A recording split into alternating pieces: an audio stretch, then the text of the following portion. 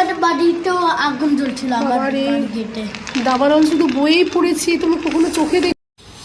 এই যে হচ্ছে আর ভয় এখানে না ধরে যায় কালো।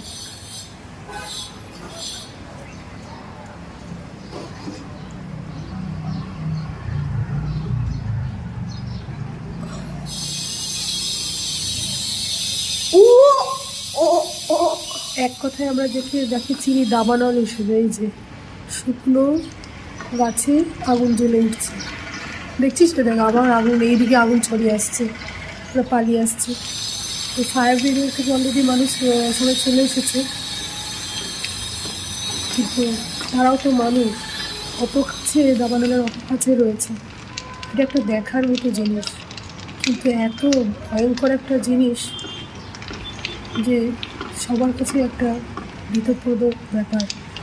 কিন্তু ভাবলাম এটা ক্যামেরাবন্দি না করলেই নয়। এই যে এখানে একটুখানি যে ধোয়া ধোয়া মতো উঠছে, এই জায়গাটাও এবার ধরে যাবে।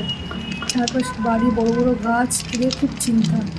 এই যে যেমন ইনি দাঁড়িয়ে আছেন, ইনার বাড়ির কাছে যেমন ইনি দাঁড়িয়ে আছেন, অনেকক্ষণ ধরে দাঁড়িয়ে আছে।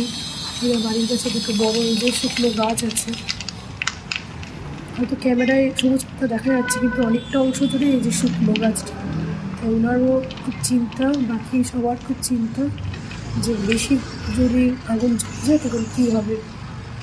ফায়ার ব্রিগেড থেকে ওরা এসে আগুন নেভানোর চেষ্টা করছে। যে ওই ওখানে যখন আসছে সেখানেই তো ওই যে বললাম না, ওই জায়গাটা থেকে ধোঁয়া উঠছে, তো ওই জায়গাটা থেকে ধোঁয়া উঠতে উঠতে ওখানে